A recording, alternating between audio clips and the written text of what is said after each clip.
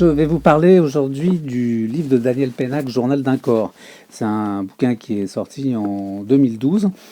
Donc tout le monde, je pense, enfin beaucoup d'entre vous en tout cas connaissent Daniel Pennac pour la saga Malocène, qui est une histoire donc qui est toujours pleine de rebondissements.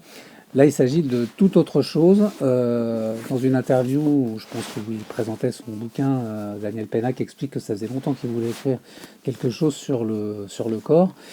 Et il a eu une idée que je trouve extrêmement maligne, c'est qu'il l'a fait sous forme de journal. C'est-à-dire qu'en fait, sur le mode un peu du journal intime, le narrateur, en fait, va raconter sa vie par le prisme de tout ce que son corps a vraiment vécu au sens propre. Ça commence, en fait, il commence son livre à la suite d'un trauma d'enfant, enfin un trauma, c'est peut-être un bien grand mot, mais d'une mésaventure qui lui est arrivée quand il était scout.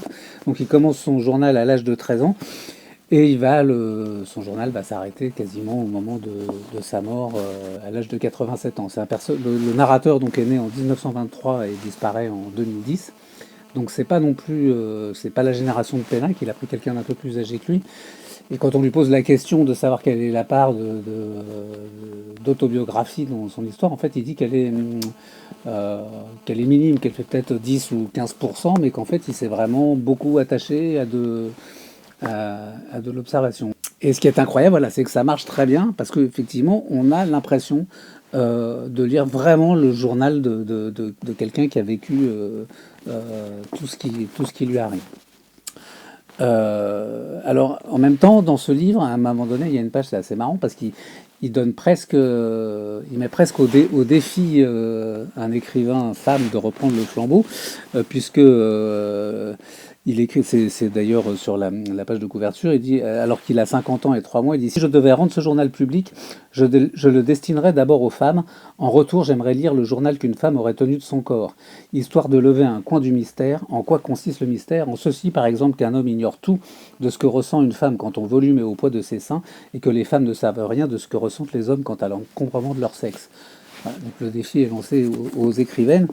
Un autre défi qui pourrait être lancé, c'est parce que c'est aussi un document un peu quand même qui raconte l'histoire donc d'un personnage qui est né en 23 et mort en 2010.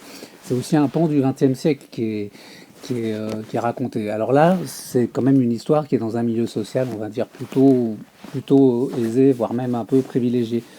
Et ça aurait été intéressant, par exemple, de confronter ce journal-là avec un journal, par exemple, pourquoi pas, d'un ouvrier ayant vécu à la même époque, pour avoir cette espèce de double regard sur en fait qu'est-ce que sont les corps, qu'est-ce qu'ils nous disent, qu'est-ce qu'ils nous ont à nous dire. Voilà. Je vous le conseille, je vous souhaite une bonne lecture et j'indique au passage, d'ailleurs il est derniers mois, qu'un an après sa parution, il a été adapté aux éditions Futuropolis avec des illustrations de Manu Larsonnet.